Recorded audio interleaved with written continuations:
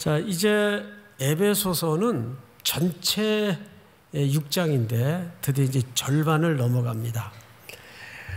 그러면 우리가 앞에 어떤 내용들이 있었는가 뭐 한 8차례에 걸쳐서 살펴봤는데 아득하고 막연하죠 벌써. 그래서 한번 정리를 하고 오늘 들어갔으면 좋겠는데, 결국 딱 한 묶음을 표현하자면 이런 걸 우리가 살펴봤어요. 뭘 믿을 것인가. 네, 그 뭘 믿을 것인가에는 크게 두 주제가 있었습니다. 첫째는 우리가 어떻게 하나님의 새로운 백성이 되었는가, 그리고 그 백성들은 어떤 새로운 나라를 이루어 가야 되는가. 이게 3장까지의 전체 내용이었습니다. 그래서 우리가 무엇을 믿어야 할 것인가, 교리적 측면에서 배움을 가졌습니다. 가까이는 지난주 3장 마무리 부분에서 사도 바울이 세 가지를 성도들을 위해 기도했죠. 첫째는 속 사람을 강건하게 해 주십시오. 기억나시죠? 두 번째는 그리스도의 사랑을 계속 알아가게 해 주십시오. 기도했어요. 그 마지막 세 번째는 하나님의 충만에까지 우리를 그 충만에로 이끌어 주십시오. 이렇게 세 가지를 기도했었습니다. 자, 이제 오늘은 4장으로 넘어오면서 우리가 6장까지, 그러니까 1장서부터 3장까지는 느낌이 신학적인 느낌과 색깔이 있었다면, 그래서 교리적인 색채가 있었다면, 이제 오늘 4장부터는 그래서 우리는 어떻게 살아야 하는가, 이제 구체적이고 리얼한 삶의 문제로 사도 바울이 주제를 바꿉니다. 그래서 오늘부터는 그런 삶의 문제로 우리를 안내한다고 보면 에베소서 전체의 스케치가 가능해집니다. 자, 1절을 보십시다. 1절, 4장 1절. 그러므로, 앞에 3장까지 전체를 받는 거죠. 그러므로 주 안에서 갇힌 내가, 그랬어요. 자, 앞을 잠깐 보실까요?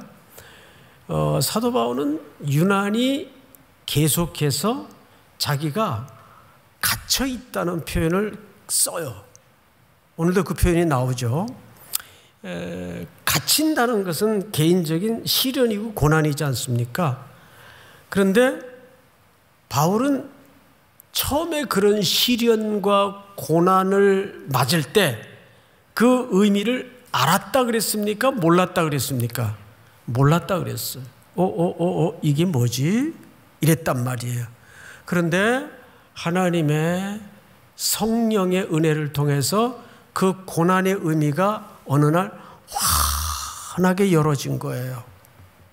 사람이 사실 고난에 부딪히면 그때는 빨리 이걸 좀 벗어나고 싶은 데만 급급해지죠. 그래서 그 고난이 주는 하나님의 거시적인 솜씨를 못 보게 되는 게 인간의 한계예요. 저도 마찬가지죠.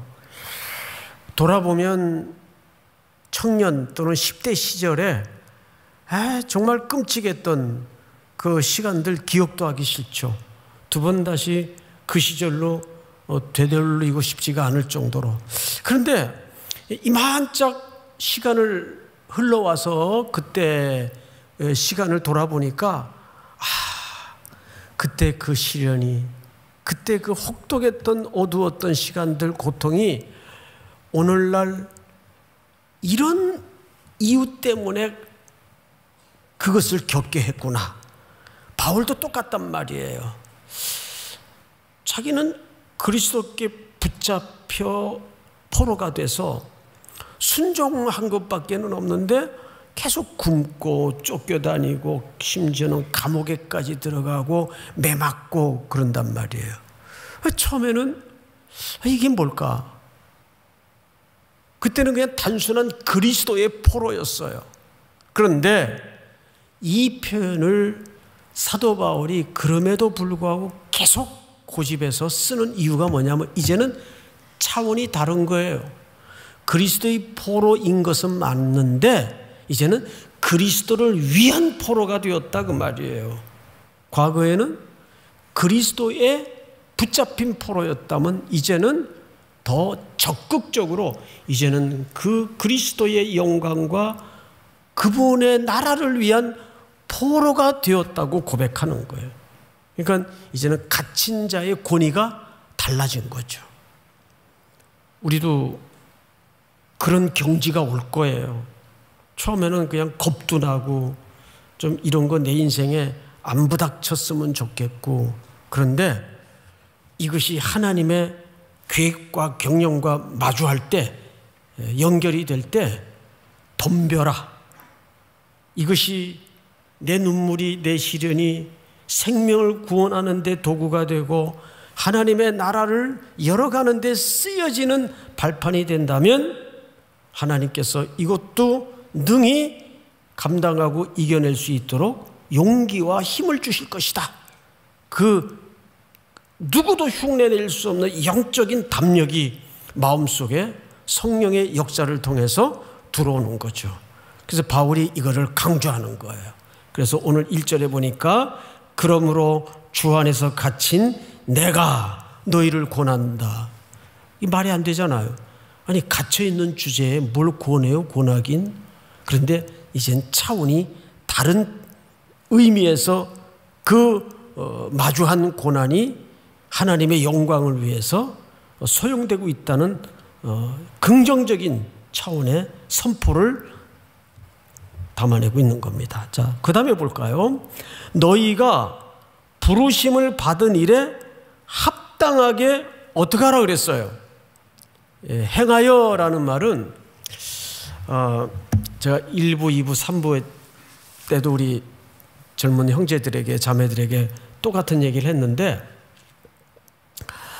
한국교회는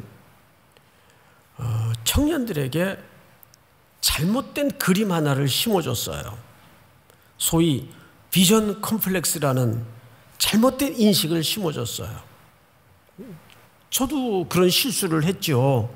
과거에는 뭐 우리 학생들이나 청년들 이제 여름에 겨울에 수련회를 인도하고 가면 꼭 수련회 끝난 다음에 그 흠뻑 받은 은혜의 열매를 좀 보고 싶어서 그래 너 이번 특세에 또 이번 집회에 이번 선교에 하나님께로부터 어떤 비전을 받았냐.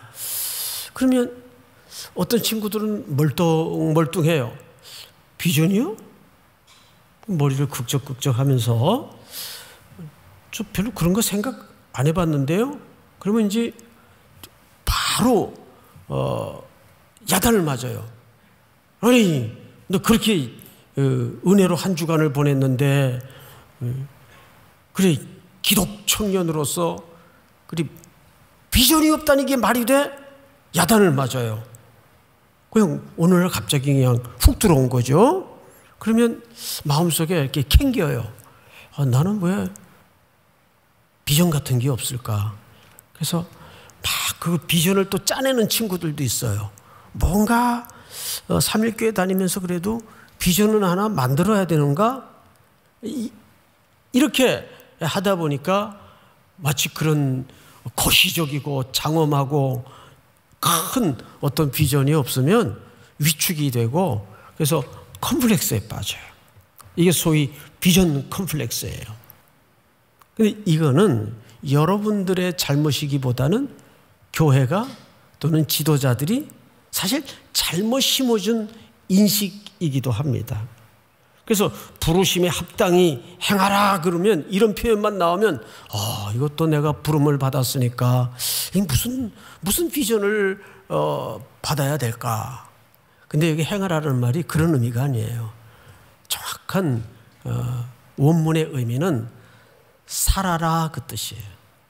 이게 생활을 얘기하는 거예요. 여러분 기억하시죠? 창세기 12장 1절에서 3절까지 보면 아브라함에게 하나님이 이렇게 얘기하세요. 내가 네게 지시하는 땅으로 어떻게 하라 그랬어요? 가라 그랬어요. 가라. 고.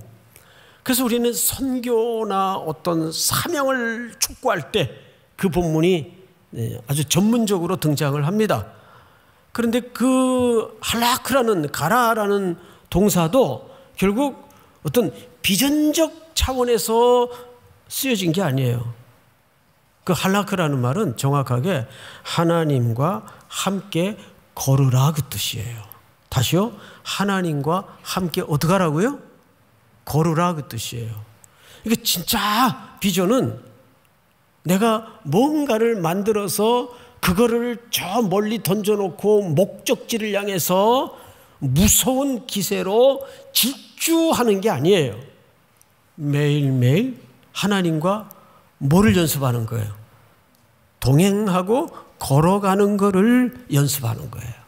그러니까 복음에, 그러니까 부르심에 합당히 행하라는 말은 뭔가를 우리가 뚜렷하게 명징스럽게 살아내야 된다라는 비전적 의미가 아니라 그냥 담백하게 부름에 합당하게 살아라 그 뜻이에요.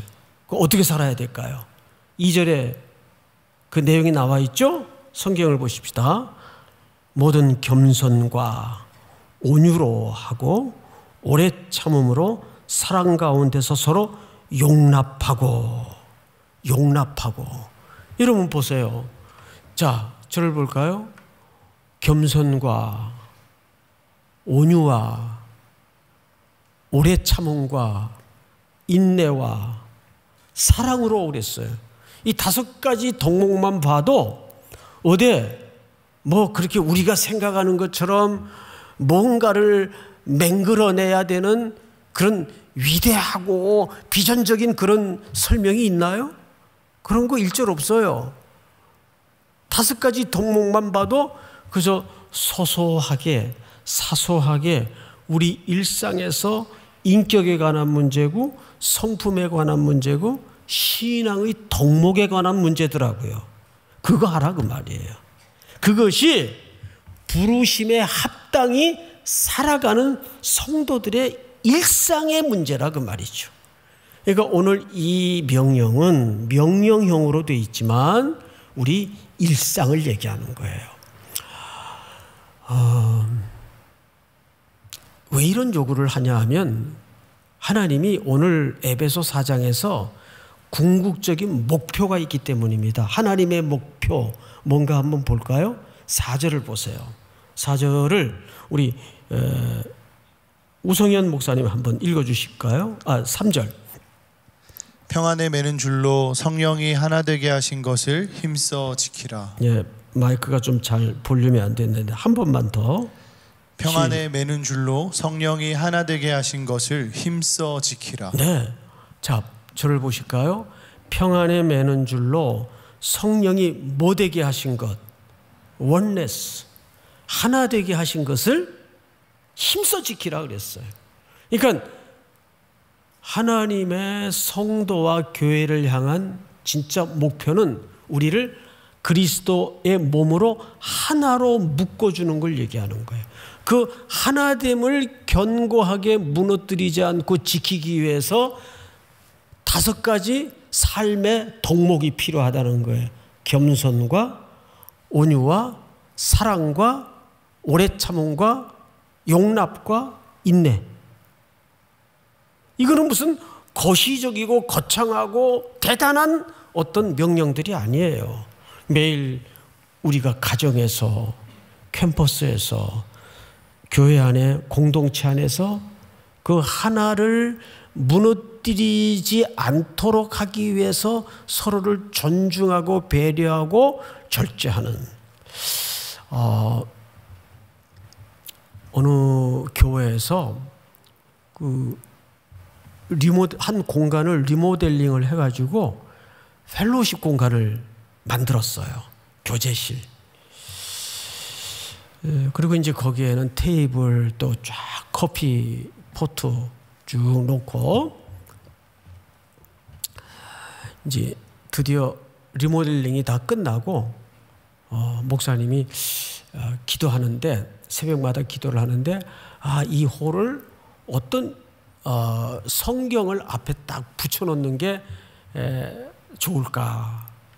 근데 하나님께서 우리 목사님에게 갈라디아서 5장 15절 말씀을 자꾸 주시더래요. 기도하면 갈라디아서 5장 15절 말씀. 그래서 열어봤대요. 갈라디아서 15장 한번 띄워주세요. 우리 한번 같이 읽어볼까요? 전체가 시작. 만일 서로 물고 먹으면 피차 멸망할까 조심하라. 이게 펠로우십 홀에 걸맞는 본문이 아니잖아요. 조금 이렇게 부드럽고 행복하고 이렇게 교제의 의미가 담아진 본문이 아니라 어쩌자고 만일 서로 물고 먹으면 피차 멸망할까 조심하라. 그래서 그 목사님 이건 아니야. 그리고 이제 펠로우십 홀에 걸맞는 본문을 딱 이제 붙여놨겠죠. 그리고 이건 무시했어요. 그런데 딱 오픈을 하고 나서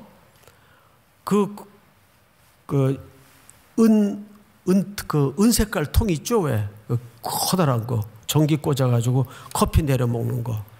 이제 성도들이 줄을 서서 그 앞에서 커피를 받아서 나가고 테이블에서 이제 앉아서 교제를 하고 그러는 홀이란 말이에요.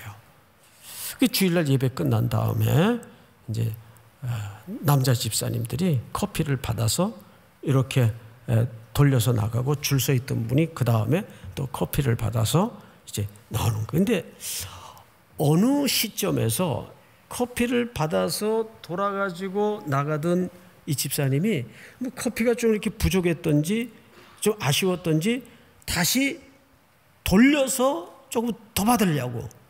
그런데 마침 받고 이렇게 돌아서던 두 남자 집사님이 그냥 팔을 이렇게 해가지고 부딪힌 거예요. 그러니까 그 팔팔 끓는 커피를 내렸는데 둘이 그렇게 부딪혀 놓으니까 커피가 그냥 옷에 튀고 뒤집어지고 그 얼마나 뜨거웠겠어요. 근데 거기까지는 어느 교회에서나 있을 수 있는 일인데 또 어느 공동체에서나 사람이 모인 곳이면 벌어질 수 있는 일인데 그만 이분들이 갑작스럽게 마주한 의도하지 않았던 일들이기 때문에 부딪히는 순간 그 세상에서 쓰던 험한 욕지거리가 나가면서 그냥 싸움이 크게 붙었어요. 육탄전까지 주고받는 큰 싸움이 되어버리고 말았어요. 그래서 교회에 막 경찰들이 오고 그 지경까지 된 거예요. 싫어. 그래서 이 문제가 이제 당회까지 올라갔는데 이걸 어떻게 할 거냐 하다가 당회원들도 쫙 갈라졌어요. 의견이 갈라질 수밖에 없잖아요. 그러니까 이게 무슨 그렇게 큰 일이겠어요. 그런데 이 사소해 보이는 일이 교회를 완전히 엉망진창으로 만든 겁니다. 그 교회가 한동안 큰 시험에 빠져가지고 너무너무 힘들었다는 이야기를 제가 들었어요. 그런 거예요. 그러니까 정말 우리가 일상에서 필요한 게 뭐냐면 위대한 일이 아니에요. 지금 옆에 있는 팀원들 간에 또 리더들끼리 또 진장들이 또 진 안에서 겸손과 온유와 오래 참음과 인내와 사랑 이런 덕목들이 무엇을 견고하게 만들어줍니까? 우리가 그리스도의 몸으로 하나라는 것을 접착제처럼 견고하게 만들어주는 거예요. 그러니까 여기서 복음에 합당하게 행하라라는 말은 무슨 위대한 비전을 얘기하는 게 아니라 부름받은 하나님의 시민이고 하나님의 백성이고 교회 공동체 일원이라면 어디서든지 그런 합당한 성품과 인격과 신앙으로서 5가지 덕목을 고루고루 드러내야 된다 그 말이에요. 저도 참 이게 나이가 이제 이만큼 됐는데도 운전을 하다 보면 이 혈기가 아직도 멀었다는 사실 앞에 제가 무너지고 좌절할 때가 많아요. 어떤 일이 있었는가 하면 이 차를 이렇게 타고 가다가, 운전을 물론 제가 했죠. 타고 가다가 여기가 이제 유턴하는데요. 근데 길폭이 좁아요. 유턴하는데 유턴하는 그쪽에 우리 교회 앞에서 유턴을 하잖아요. 그 택시가 하나 서 있어요. 그러면 이분이 거기가 택시 머무는 정류장이 아니에요. 그럼 빨간 불이 들어오면 차들이 유턴하는 공간인 줄 뻔히 알아요. 근데 제가 하필 또 맨 앞에 있었어요. 근데 이분이 아니 거기 정차를 해놓고는 빵빵거리는데도 안 비키는 거예요. 그리고 무슨 손님을 태우는 중도 아니고 차는 뒤에서 난리가 났죠. 지금 제가 돌질 못하니까. 그래서 제가 차를 이렇게 대각선으로 대놓고 확 열이 받아가지고 운전대를 열고 내렸어요. 그 창문 있는데 가가지고 좀 어떻게 하려고 그랬더니 옆에서 여보 교회 앞이야. 에? 싫어. 그러면서 제가 아직도 이거 목사야 아직도 멀었구나. 그런 때가 한두 번이 아니에요. 그래서 정말 신앙의 꽃은 운전을 어떻게 하느냐예요. 진짜예요. 겸손과 인내와 용납과 오래 참음과 온유와 겸손으로. 이런 신앙의 덕목들이 어디 한 부분에만 필요한 게 아니잖아요. 우리 전 인생에 골고루. 그러니까 사실 신앙이라는 건요, 형태로 설명을 하면 쉬워요. 오히려 신앙이란 기도하고 말씀을 보는 거다. 쉽죠. 그런데 신앙이란 틀이 없어요. 그럼 내 인생과 삶 전역이 뭐가 되는 거예요? 신앙의 영역이 되는 거예요. 직장에서 일하는 것 하나, 학교 강의실에서 강의 듣는 태도 하나, 다 모든 영역에 하나님의 통치와 하나님의 나라가 임하도록 하는 것이 부르심에 합당하게 행하는 겁니다. 믿습니까? 그 얘기를 하는 거예요. 자, 왜 그렇게 해야 된다고요? 우리로 한 몸으로 부르셨기 때문에. 우리가 그걸 못하면 지체는 쪼개지고 나뉘어지고 갈라질 수밖에 없어요. 자, 그 다음 성경을 볼까요? 6절을 보시면 하나님도 한 분이시니 곧 만유의 아버지시라. 만유 위에 계시고 만유를 어떻게 하시고 통일하시고. 자, 앞을 보십시다.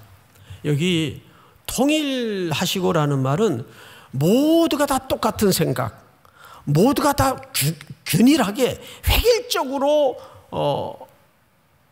삶을 살아야 된다 그 얘기가 아니에요. 우리가 통일이라는 개념을 들을 때마다 그런 이해로 오해를 해요. 그럼 뭐 교회에서 뭐 다 목사님이 뭐 A 그러면은 다 그쪽으로 따라가야 되고 이러라는 얘기인가? 그건 저기 북에서나 하는 얘기죠. 여기서 통일은 그런 의미가 아니에요. 자, 오늘 우리 찬양대가 예를 들어서 은혜라는 노래를 했어요.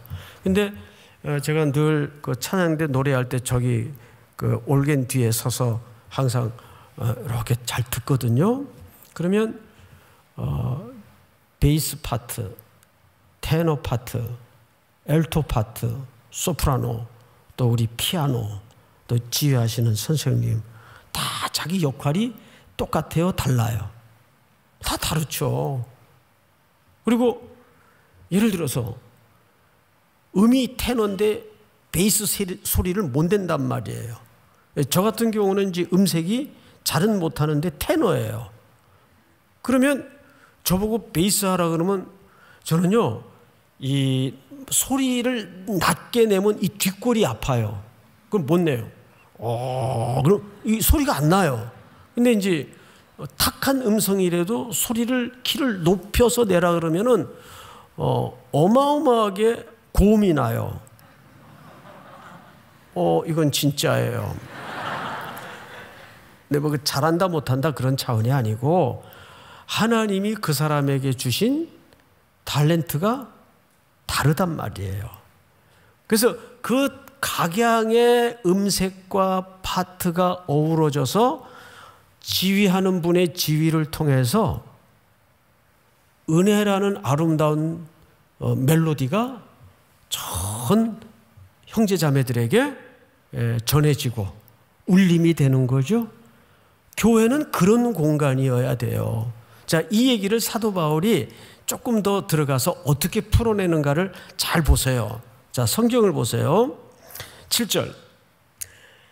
우리 각 사람에게 그리스도의 선물의 분량대로 은혜를 주셨나니. 자, 선물의 무엇대로?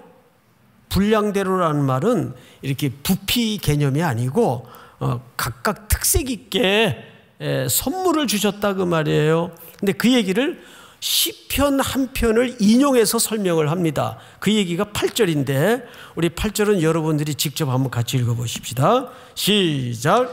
그러므로 이르기를 그가 위로 올라가실 때에 사로잡혔던 자들을 사로잡으시고 사람들에게 선물을 주셨다 하였도다. 이건 예수님을 유비해서 바울이 설명을 한 거죠. 다시 잘 보시면 그가 예수님이 위로 올라가실 때 이제 승천을 얘기하는 거예요. 모든 이 땅의 사망 권세와 전쟁을 끝내시고 승리를 가지고 하나님 보좌 우편에 승천하셨죠. 올라가셨단 말이에요. 올라가실 때에 사로잡혔던 자들을 사로잡으시고 사람들에게 선물을 받았어요, 주었어요?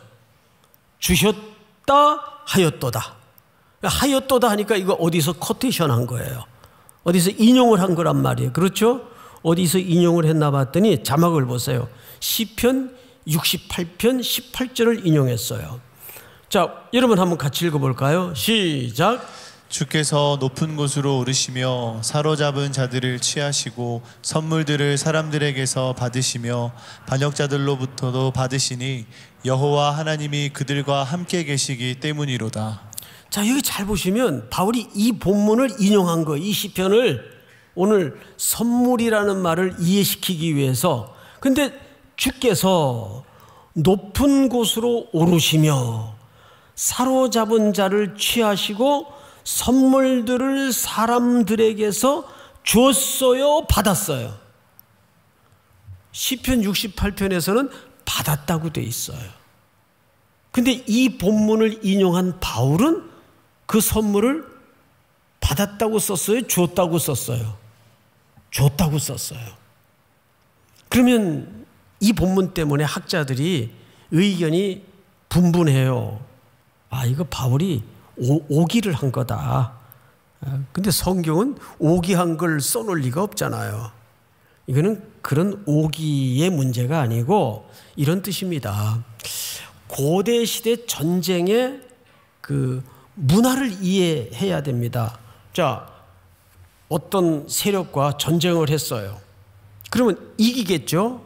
승리를 거두면 승리한 자가 보좌에 앉아요. 그러면 포로된 자들 모든 백성들이 그 앞에 나올 때 뭘 갖고 나오냐 하면 노획물들, 탈취물들을 갖고 나와서 그걸 누구에게 바칩니까? 왕에게 바쳐요. 보좌에 앉으신 이에게 바쳐요. 구약은 거기까지만 기록을 했어요.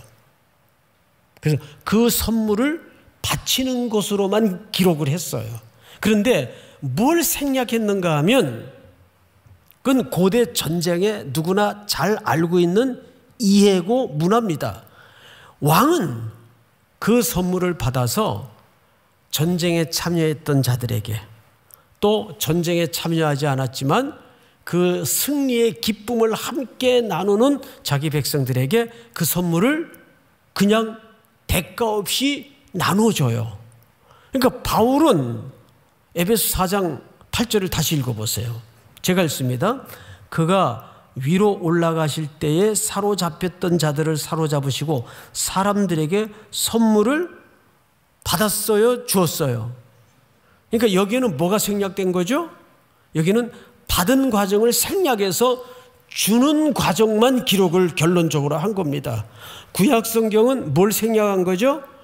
주는 과정을 생략하고 받는 과정을 기록한 거예요. 그러니까 신약은 구약이 뭡니까? 완성이란 말이에요. 그러니까 오늘 여기서 우리가 또렷이 기억해야 될 게 뭐냐 하면 선물은 거저 나누어 주는 겁니다. 이 얘기를 사도 바울이 왜 굳이 그 구약 성경의 신뢰를 인용하면서까지 하느냐? 이게 더 중요한 문제죠. 왜 굳이 바울은 구약 성경을 인용하면서까지 이 선물에 대한 아주 정확한 이해를 에베소 교회 성도들에게 하고 싶었던 걸까? 11절 때문입니다. 11절 제가 읽습니다. 그가 어떤 사람은 사도로, 어떤 사람은 선지자로, 어떤 사람은 복음 전하는 자로, 어떤 사람은 목사와 교사로 삼으셨으니, 자, 앞을 보실까요? 이건 전부 교회 어떤 분들이죠? 직분자들이에요. 그러니까 이 직분이 하나님의 거저주는 선물이다, 그 뜻이에요. 교회의 직분은 여러분 하나님이 거저주시는 선물이에요. 목사가 될 만해서 목사를 주는 게 아니고 장로가 될 만해서 장로를 주시는 게 아니에요.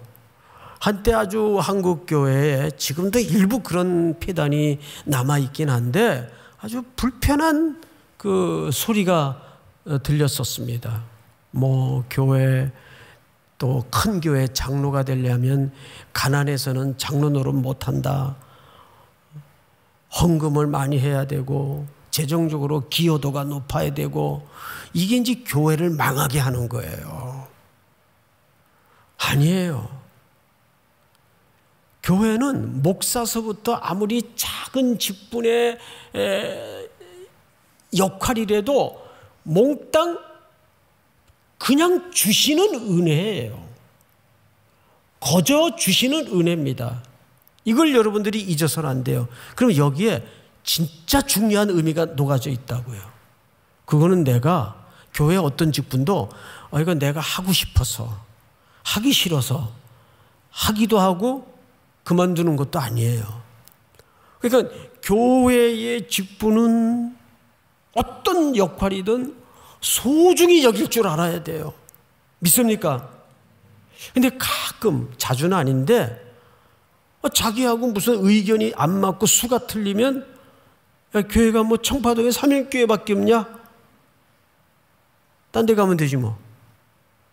그리고 그렇게 후를 성도들의 투표라는 것은 그게 무슨 인기 투표가 아니라 투표라는 행위를 통해서 하나님의 뜻을 그 사람에게 결정해 주시는 거거든요. 이분을 이번에는 장로로 세워라. 그럼 그 사람이 투표를 많이 받았던 적게 받았던 무슨 인기 투표가 아니에요. 그건 하나님의 뜻을 묻는 투표지. 그런데 그 귀한 직분을 함부로 아니면 말고 안 하면 되지 뭐. 집어 던지고. 이거는 여러분들이 앞으로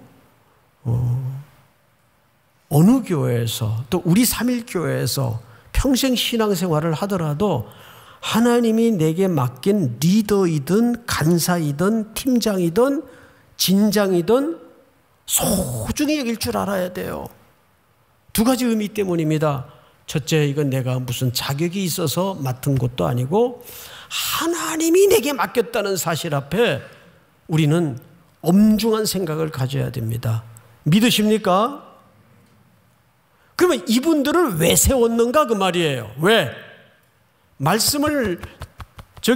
저는 말씀을 맡은 자로 세웠어요. 그 성경을 잘 보세요. 12절 이렇게 되어 있습니다. 이는 성도를 뭐하게 하여? 온전하게 하여. 저를 볼까요? 여기서 온전하게 하다는 말은 인격적으로 다듬어지고, 물론 결론적으로는 그런 의미가 포함되어 있지만 정확한 팩트는 말씀으로 세우고 그 뜻이에요. 말씀으로 세우고.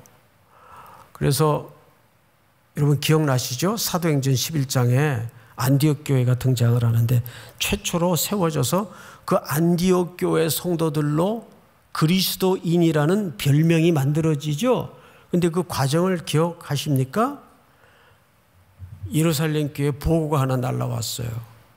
이방 땅에도 이방인들도 예수를 믿고 구원 받는 행렬이 장난이 아니랍디다. 에이, 이방인들에게 무슨 구원이 임해요. 한번 확인을 그러면 해봅시다. 누가 갈까요? 그래도 제일 신뢰할 만한 바나바 목사님이 좀 길은 험하지만 다녀오시죠. 그래서 바나바가 도착을 했어요. 안디옥에. 그런데 이게 소문에 듣던 것보다 더 놀라운 이방 땅의 하나님의 역사와 부흥이 목도된 겁니다. 야, 어마어마하구나. 우리 생각이 잘못됐구나. 근데 모여드는 청중을 보니까 이거 혼자 감당하기엔 어림도 없어요. 어떡하나 하다가 다소의 은둔에 있던 사울을, 나중에 바울이 되죠. 사울을 찾아가요. 찾도록 찾았다 그랬어요. 그 말은 집집마다 뒤져가면서 찾아요. 고을이 큰 고을이 아니니까 찾아가지고 안디옥에 데려와서 성경이 뭐라 그래요? 1년 동안을 일절 다른 거 안 하고 무슨 프로그램 돌리지 않고 1년 동안을 이 두 사도가 안디옥 이방인들에게 철저하게 말씀을 가르칩니다.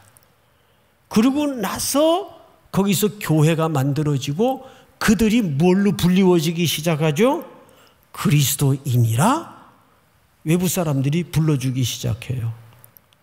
이걸 레리 허타도라는 신학자가 선교의 거룩성이라고 얘기했어요. 그러니까 우리는 교회 들어오면 교회 생활을 익숙히 배우는 것도 필요하고 또 선교에 동참하고 이웃과 함께 하는데 동참하는 것도 필요하지만 그것보다 더 우선적인 니즈가 뭐냐 하면 하나님의 말씀을 통해서 내가 건강한 균형 있는 부름에 합당한 생활을 할 수 있는 성도로 세워지는 게 1차적인 순서란 말이에요.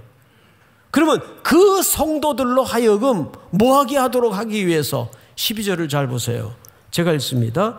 이는 성도를 온전하게 하여 봉사의 일을 하게 하며 그리스도의 몸을 세우려 하심이라. 그러니까 먼저 말씀을 배우는 게 순서상 우선이에요. 믿습니까? 그래서 제자 훈련이 필요한 거고 또 여러 가지 세계관 학교가 필요한 거고 여러분 진에서 성경 공부가 필요한 거죠. 그렇게 단단하게 우리의 내면이 말씀으로 균형 있게 자라면서 거기서 깊이 말씀에 천착하게 돼요. 내가 이렇게 말씀을 성령의 은혜를 깨우침을 통해서 배웠다면 이제 이 은혜를 내가 그리스도의 손이 되고 발이 되어서 세상에 다시 흘려보내자. 이렇게 되는 거죠. 그게 뭐라고요? 그리스도의 몸을 하나로 세워가는 부분을 맡은 순종이고 역할이라는 겁니다. 믿습니까? 오늘도 여러분들이 위대한 일을 꿈꾸기 전에 그리스도의 부름에 합당히 살아내는 순종이 말씀의 훈련을 통해서 먼저 이루어질 수 있기를 주의 이름으로 축원하고 축복합니다. 다 일어나십시다. 길을 만드시는 분,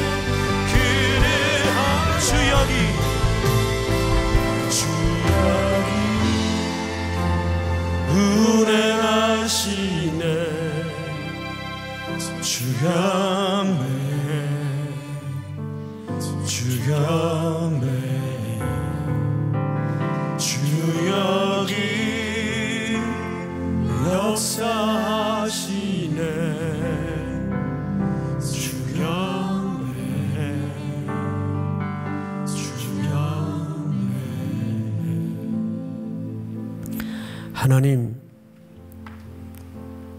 오늘도 말씀으로 우리의 가슴 속에 세기를 열어주심을 감사합니다. 큰 계획, 위대한 꿈은 없다 할지라도 부르심에 합당히 살아내는 주님과의 동행을 이 한 주간도 쉼이 없도록 함께하여 주시옵소서. 어깨가 무겁고 마음이 지치고 어찌할 바를 알지 못하는 사랑하는 우리 젊은이들에게 항상 주님께서 먼저 찾아와 밀착해 주시고 성령님의 호흡으로 저들의 지친 어깨에 힘을 주시고 다독여 주시며 주님의 끊임없는 온기에 다시 일어설 수 있는 용기와 희망을 허락해 주시옵소서. 불확실한 미래, 경제적인 핍절, 몸과 마음이 지쳐있는 공고함, 주님의 어깨에 기대고 가슴에 묻힐 때 주님이 안으시고 세임 주실 줄을 믿습니다. 다음 주 다시 이 자리에 건강한 모습으로 만날 때까지 공중에 나는 새소리에도 무심히 흘러가는 냇물 소리에도 하나님의 충만한 기운이 빼곡히 차 있음을 믿습니다. 우리의 걸음마다 주님의 동행하심을 소름 돋게 경험하는 또 한 주가 되도록 이끌어 주시옵소서. 지금은 우리 구주 예수 그리스도의 은혜와 하나님 아버지의 사랑과 성령님의 교통하심이 오늘 머리 숙여 경배를 드리는 사랑하고 사랑하는 귀한 우리 청년들, 성도들, 해외, 군에 멀리 출타해 있는 가족들, 그리고 복중의 생명까지 영원토록 함께 있을지어다. 아멘.